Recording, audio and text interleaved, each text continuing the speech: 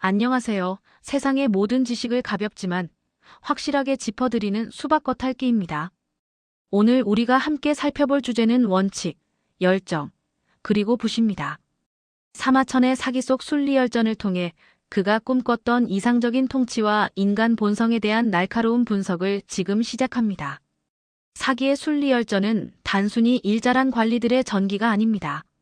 이는 중국 정치 철학의 뿌리를 이루는 텍스트로 사마천이 신중하게 선택한 인물들을 통해 국가 경영의 모델을 제시하는 장입니다. 사마천은 가혹한 관리들인 홍리나 낭만적 천재 사마상여와 이들을 대조시키며 당대한 무제의 정치를 비판하고 이상적인 통치의 기준을 제시하는 도덕적 거울로 삼았습니다. 제1장 모범적 관리의 해부입니다. 법과 덕 그리고 때로는 자신의 목숨까지 바쳤던 순리들의 원칙을 깊이 있게 탐구해 보겠습니다. 먼저 초나라의 손수고와 정나라의 자산입니다. 이들은 강압적인 법 집행보다는 인간 사회의 자연스러운 이치, 즉 순리를 따랐던 경세가였습니다. 이들의 통치는 인간 본성에 맞서는 것이 아니라 그 본성을 이해하고 함께 작동할 때 가장 효과적이라는 것을 보여줍니다. 손수고는 시장의 혼란을 단 한마디의 통찰력 있는 말로 바로잡았습니다. 이는 단순한 기지가 아니라 인간 심리와 경제의 본질을 꿰뚫어 본 결과입니다.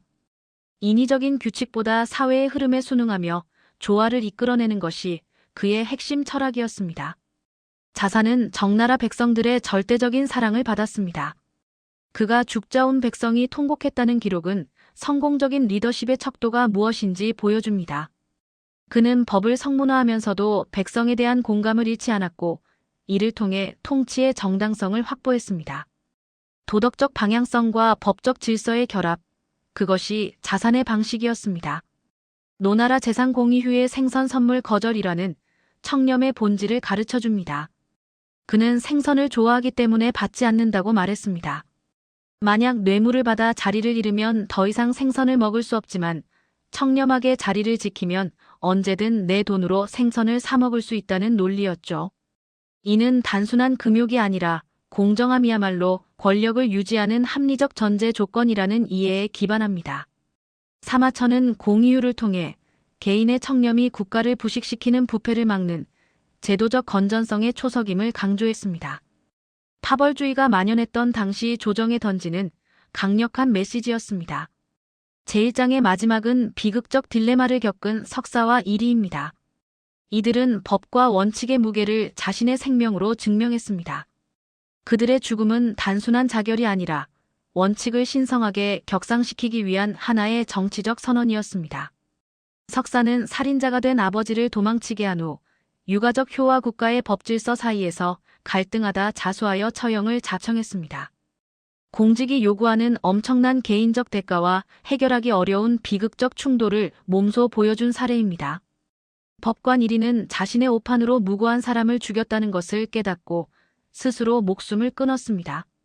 사람을 잘못 죽이면 죽어야 한다며 군주의 관용조차 거부한 그의 행동은 사법적 책임의 정점을 보여줍니다.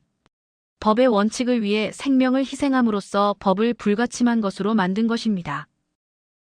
지금까지 살펴본 순리들을 정리해 볼까요? 손수고의 실용적 지혜, 자산의 대중적 신뢰, 공의휴의 선제적 결백, 석사의 비극적 충돌, 그리고 이리의 절대적 사법 책임까지. 이들은 모두 각자의 방식으로 국가의 도덕적 기반을 세웠습니다. 제2장에서는 원칙의 순리와 열정의 천재, 사마상여를 대조해 봅니다. 문학 천재 사마상여는 순리들과는 결이 다릅니다. 탕문군과의 야반도주로 유명한 그는 개인적인 열정과 야망에 따라 움직였습니다. 집에 내 병만 있다는 뜻의 가도사벽이라는 말이 나올 정도로 극심한 가난을 겪으면서도 자신의 욕망을 우선시했던 인물입니다. 순리들이 공익을 위해 사적 이익을 희생했다면 사마상여는 사회적 체면보다 개인의 욕망을 추구했습니다. 사마천은 이 극명한 대조를 통해 인간의 가치와 국가에 봉사하는 다양한 방식을 탐구했습니다. 그렇다면 사마천은 왜 이런 결점 있는 인물을 기록했을까요? 사마상여는 자신의 문학적 재능을 통해 황제의 사치를 비판하고 백성에 대한 의무를 상기시키는 간언의 역할을 수행했기 때문입니다. 청렴한 관리도 필요하지만 붓의 힘으로 권력을 견제하는 예술가 또한 제국에 필수적이라는 것이 사마천의 생각입니다. 제3장, 언어 속에 남겨진 역사적 메아리입니다. 사기의 어휘와 고사성어의 탄생을 살펴보겠습니다. 죽음으로 맹세코 두 마음을 갖지 않는다는 뜻의 서사부리는 바로 법관 이리의 이야기에서 유래했습니다. 그는 자신의 오판으로 무고한 사람이 처형된 것을 발견한 후 스스로를 감옥에 가두고 진 문공에게 사형을 청합니다. 문공이 하급 관리의 잘못이지 그대의 잘못이 아니다라며 그를 용서하려 하자 이리는 군주의 사면을 단호히 거부하고 칼에 엎드려 목숨을 끊었습니다. 여기서 불의는 두 번째 선택지나 상충하는 충성심이 존재하지 않음을 의미합니다. 이리에게 길은 오직 하나, 법의 길이 있을 뿐이었고 그의 생명은 그보다 부차적인 것이었습니다. 마지막 제4장, 역사가 사마천의 최종적인 심판과 교훈입니다. 순리들의 진정한 유산은 일시적인 번영이 아니라 그들이 세운 영속적인 행동 규범입니다. 비극적인 죽음조차 원칙을 신성하게 만들었다는 점에서 사마천은 이들을 성공한 인생으로 평가했습니다. 이들의 삶은 후대 통치자들에게 끊임없는 성찰의 기준점이 되었습니다. 사마천은 순리와 홍리를 의도적으로 대조시켰습니다. 황제의 눈치만 보며 가혹하게 법을 집행했던 홍리들과 달리 백성의 안녕과 원칙을 중시했던 순리들을 칭송했습니다. 이는 한 무제의 무자비한 정책에 대한 사마천만의 날카롭고 전복적인 비판이었습니다. 사마천이 전하는 교훈은 명확합니다. 국가의 장기적인 안정과 정당성은 군사력이 아니라 공직자들의 흔들리지 않는 도덕성과 청렴성에 달려있다는 것입니다. 오직 책임감 있는 리더십만이 지속적인 천명을 보장할 수 있다는 이 메시지는 오늘날에도 변함없는 진리로 남아 있습니다. 원칙을 지킨 관리들의 삶, 여러분은 어떻게 보셨나요? 사마천이 남긴 이 도덕적 거울이 오늘날 우리에게도 작은 울림이 되었기를 바랍니다. 지금까지 수박겉핥기였습니다.